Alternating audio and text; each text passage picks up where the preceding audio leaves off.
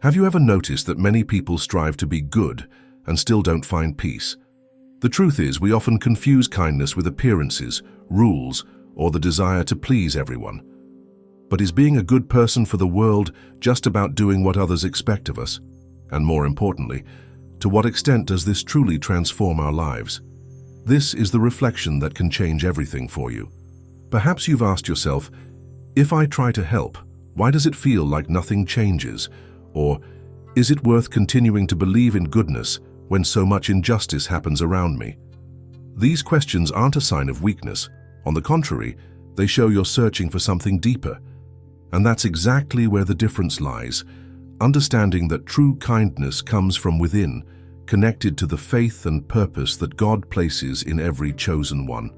As you dive into this content, you'll discover how kindness has a healing power, not just for those who receive it, but especially for those who practice it. You'll see how simple actions can diffuse conflicts, foster unity, and even change the course of a life. By the end, you'll realize that being good isn't a heavy obligation, but a liberating choice that strengthens faith and shows the world that living with love is the greatest strength a human can carry. It's curious to realize that despite our differences, every person has immeasurable value to God. He doesn't look at political opinions, social status, or customs, but at the heart. This perspective changes everything because it reminds us that we're not here by chance. Every human has a unique story, filled with purpose. When someone understands this, respect stops being optional and becomes a concrete expression of faith in action. Respect doesn't mean agreeing, but recognizing that everyone bears the mark of the Creator. Imagine a famous painting. No one disrespects it just because they don't like its colors. Likewise, it makes no sense to devalue someone for thinking differently. This perspective opens the door to more human dialogues, mature relationships, and an environment where the light of faith can shine. It's a choice that reveals maturity and wisdom. Many people get lost thinking the gospel is just eloquent words, but in practice, it's how we treat others that shows true faith. A smile at the grocery store cashier, a kind gesture in traffic, or an encouraging word at work can be more effective than long sermons. The world notices actions, not theories, and when it sees genuine kindness, it recognizes the presence of something greater. It's worth remembering that even Jesus, while walking among men, didn't seek debates to prove he was right. He embraced, listened, healed, and showed God's love in every gesture. This standard remains our measure today, less arguing and more compassion. After all, life is too short to waste energy on petty fights that build no one up. By acting this way, you realize that respect doesn't weaken but strengthens faith. It's as if each action is an invisible brick, building a bridge that connects the human heart to heaven. And the more people walk across that bridge, the more the gospel is seen and lived out practically. It's simple but powerful. And when this understanding spreads, something even greater emerges: the need to walk together. Because if God values each life individually, imagine the strength that arises when everyone unites around the same purpose. The great strength of the church isn't in grand buildings or heated debates, but in the unity of hearts that share the same faith. It's remarkable how small differences can cause unnecessary divisions, but when we focus on the essentials, everything changes. The cross of Christ remains the central point, and it's in that sacrifice that true communion is established. How many times have you seen people arguing over details, like the translation of a verse or a traditional custom? These conflicts, besides being pointless, push people away instead of drawing them closer. The beauty of faith lies in uniting different people under the same love. When this unity happens, even those who don't believe become curious because they sense something supernatural at work. Unity is so powerful that it becomes a living testimony. People may disagree with our words, but they can't ignore the strength of a community living in harmony. It's like an orchestra. Each instrument has its unique sound, but when they play together, the music moves and transforms those who hear it. That's how the church should be. This spirit of unity sustains the journey of faith. Accumulating biblical knowledge is useless if it doesn't translate into love and cooperation. What convinces isn't who knows more, but who loves more. and loving means letting go of small prides to value the collective. It's choosing to walk together, even when opinions differ. In practice, this unity can be seen in simple actions: sharing food with someone in need, making space to listen to another person, or collaborating on community projects. These gestures reveal more than words could ever express. It's in this context that the gospel flourishes and touches the lives of those watching from the outside. And when this shared love gains ground, it paves the way for something even deeper: faith expressed through love. Because it's not enough to be together. We must live this unity through actions that practically demonstrate who God's true chosen one is. Having faith is meaningless if it doesn't overflow into love, because faith without love becomes just empty talk. It's like a tree that grows but bears no fruit. It might look impressive from afar, but it feeds no one. True faith is revealed in the small daily choices, in how we treat those around us. And it's precisely here that God looks at each heart and sees who lives sincerely. The Apostle Paul said in Galatians that what matters is faith expressed through love, and that statement remains a game changer. It's not about how much we know or the image we project, but the essence we carry. Loving those who think like us is easy, but loving those who test our patience is the real test. And it's in this challenge that the character of a chosen one is proven. In practice, loving through faith means deciding before feeling. It's saying good morning even when we're not in a good mood, offering help even when the person doesn't reciprocate, choosing silence when words could hurt. This kind of love doesn't come from human will but from faith in God, who gives us the strength to go beyond what's natural. Loving through faith is like a muscle that needs training. The more we exercise it, the stronger it becomes. And just like at the gym, results don't show up overnight. But with consistency, the transformation becomes visible. People start noticing something different in our actions, and that's when faith becomes irresistible to those around us. This practiced love not only changes others but heals wounds within ourselves. How many times does holding on to resentment or anger only poison us? When we choose to love, we free our hearts to breathe again. It's like opening the windows of a closed house. Fresh air comes in and life flourishes again. This is living faith, faith that generates life. And when we look at this reality, we're reminded of the ultimate example, Jesus, who loved even those who rejected him. This is the model that inspires and points to the next step of the journey, following in his footsteps, doing good with courage and simplicity.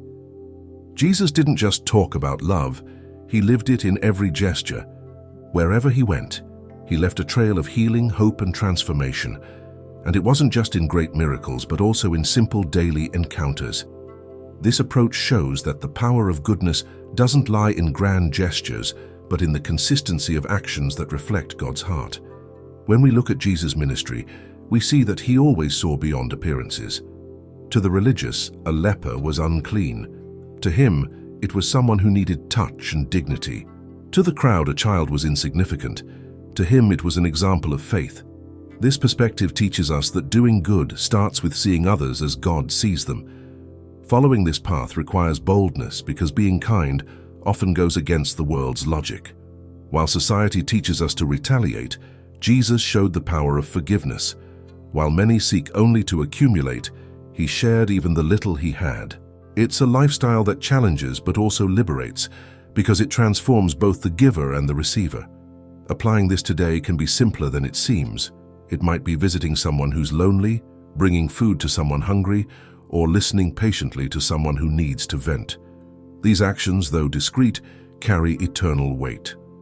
Doing good is sowing invisible seeds that in time will sprout into fruits of hope. The Holy Spirit, who anointed Jesus, also empowers us to act. This means no one is alone in this mission. When we take a step toward goodness, we feel a strength that isn't ours but sustains us. It's like rowing against the tide and yet not growing weary, because we don't rely solely on our own energy. And by following this example, we realize that true faith is never content with words. It becomes practical, visible, tangible. And this practice makes room for something even greater, choosing to love more than to argue, showing the world that kindness is the most convincing language of faith. It's common to see people trying to impose their opinions as if they were absolute truths. But faith isn't about endless debates. It manifests in the practice of love. The world doesn't need more arguments. It needs living examples. The real difference happens when someone chooses to love instead of trying to win an argument. That gesture speaks louder than any well-crafted word. Loving before feeling is a conscious decision. It's choosing to offer patience in the midst of anger or giving a second chance when everything in you screams otherwise. This kind of love doesn't depend on circumstances, but on a firm faith in God. And it's this attitude that reveals spiritual maturity and shows who is truly guided by the Spirit. How many times does a kind action change the course of a difficult conversation? Think of a tense work meeting. Instead of raising your voice, you can seek peace by offering an understanding look or an encouraging word. That choice disarms hearts. Love is more transformative than any well-defended opinion. Love doesn't need a microphone. It proves itself in silence. It's when you choose not to retaliate, even when you have every reason to. This isn't weakness, but strength. Only those who fully trust in God can choose love when everything points to confrontation. And that choice is revolutionary. By acting this way, you not only protect your own heart, but also create space for others to notice the difference.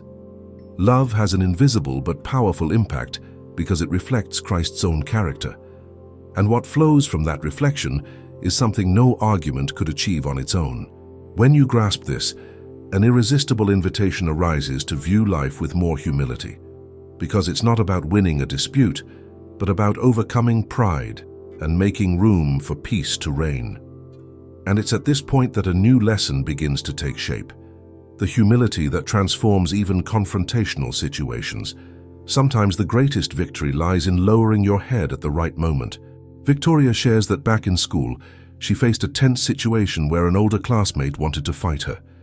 Instead of reacting with fear or aggression, she responded with humility. "I'll change." That simple phrase diffused the threat and brought peace to the environment. An unexpected gesture that showed the power of humility.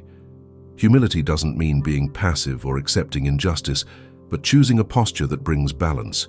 When someone decides not to engage in a battle of egos, it breaks the cycle of attacks. This attitude reveals trust in God because He ensures justice. It's a practical way to live as a true chosen one who prefers to build bridges instead of walls.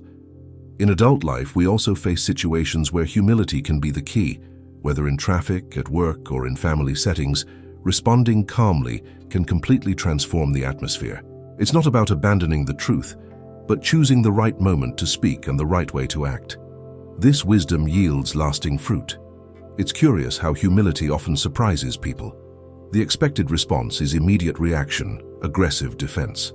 But when you respond with serenity, the other person is left disarmed. This impact can open doors to reconciliation and even inspire change in those who only knew confrontation before. It's a strategy that seems fragile, but is immensely powerful. Those who practice humility find that it brings inner peace. Not carrying resentment, not harboring grudges, not living for others' approval, all this liberates. It's like walking lighter, without the burden of proving something at every moment.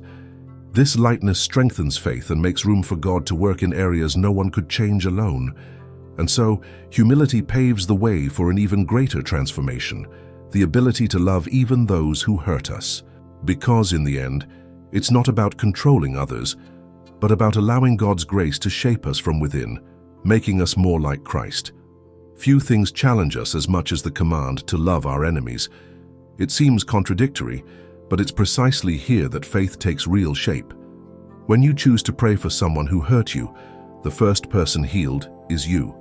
It's not easy, of course, but it's liberating. It's choosing not to carry the weight of resentment and entrusting justice to God, who sees and knows all. Some people may never change, no matter how much kindness they receive. That doesn't mean the effort was in vain. The good you do shapes the heart of the one who does it. It's like planting seeds in dry soil. It may never bloom there, but within you, the harvest has already begun. This is the mystery of active faith, which persists in loving even when there's no return. The example of Jesus on the cross is the greatest of all. He asked forgiveness for those who crucified him. Those who live this truth realize that love isn't a feeling, but a choice that breaks spiritual barriers. When you forgive and pray for your enemies, you make room for divine peace to invade places once ruled by hatred. In everyday life, this can be lived out in small situations. A co-worker who always tries to undermine you, a difficult neighbor, or even a family member who keeps hurting with words. In those moments, loving doesn't mean accepting abuse, but choosing not to retaliate in kind. It's responding with respect, even when the provocation calls for the opposite. This path isn't just for the strong, it's for those who trust in God, because no one can love those who hurt them on their own. It's faith that gives the strength to look beyond the offense and see the human being who also needs grace. In this act, the gospel becomes tangible, because the world doesn't understand this logic but recognizes something supernatural at work. And when the heart opens to this practice, it discovers that loving enemies isn't about changing them, but about being transformed within. And this transformation prepares fertile ground to reap the invisible fruits of kindness. Being kind isn't just about helping others, it's about nourishing your own soul. Scripture says in Proverbs that those who practice kindness do good to themselves. And this is deeper than it seems. Every act of generosity generates life within the one who performs it. It's as if the heart breathes more freely, unburdened by resentment and filled with purpose. Kindness has a multiplying effect. An encouraging word can change someone's day, who in turn will be kinder to another, and so on. The world needs this kind of positive chain reaction. And the interesting thing is, it doesn't depend on great resources. It starts with simple actions, like offering a glass of water, a smile, or an attentive ear. Moreover, kindness can heal emotional wounds. Many people are broken inside, and a small gesture can reignite hope. How many times has a sincere hug, an unexpected visit, or a genuine compliment completely changed someone's mood? These details, which seem insignificant, are powerful instruments of healing. For those who practice it, the benefits are equally immense. Kindness strengthens faith because it places us at the center of God's will. By choosing to love those who are hard to love, you prove to yourself that you're not guided by feelings, but by the conviction of a greater purpose. This brings peace, courage, and even more joy in living. It's curious how, by practicing kindness, we discover areas within ourselves that still needed transformation. It's as if each gesture breaks down internal walls and reveals new spaces for God to work. This process makes us more like Christ, and it's this likeness that the world notices, even if it doesn't understand. And as we grasp the depth of this practice, it becomes clear that kindness shouldn't be an occasional act, but a lifestyle. Because it's in this constant flow of giving and receiving that faith is strengthened and makes way for acting with love in all circumstances, especially in everyday life. Life is made of simple moments, and it's precisely in them that love needs to shine most. There's no point in saving kind words for special occasions. What transforms is the consistent gesture, helping a neighbor carry groceries, listening attentively to a tired colleague, or giving that hug that lifts someone up on their worst day. These small acts are seeds that reveal faith in action. Don't wait for grand opportunities to do good. Often, what impacts someone most isn't an eloquent speech, but an unexpected detail. The Bible teaches us not to withhold good when it's in our power to act, and that means being attentive. A phone call, a note of encouragement, or even sharing a coffee can become the answer to someone's prayer. Living this way reminds us that we were anointed to do good, just as Jesus was. He didn't distinguish between large crowds and individual encounters. Every person mattered. Following this example is about seeing the value in those right in front of us. The doorman who always smiles, the driver facing heavy traffic, or even that relative we haven't spoken to in a while. Acting with love also means choosing not to turn a blind eye to those who suffer. When we see someone in need, we have the chance to be God's instrument in their life. It's not just about charity, but about revealing His character on earth. And every time we do this, something within us is also healed and strengthened. The daily practice of kindness creates a chain of transformation. When you act in love, you inspire those around you to do the same. It's like lighting a flame that spreads. illuminating dark places and bringing hope where there seemed to be none. This is the invisible force that sustains entire communities and changes stories. And in this rhythm of daily, simple, yet powerful choices, the true calling is fulfilled. It's not about grand gestures, but about living each day as a chosen one, letting faith in God be seen through love. And so, every detail of the routine becomes a living testimony that points to the gospel. To know you've made it this far, comment below this video with the keyword kindness. Also share this content with someone you believe needs to hear this message today. And tell me, which part spoke to your heart the most? Have you ever experienced a moment where choosing love transformed a difficult situation? I'd love to know.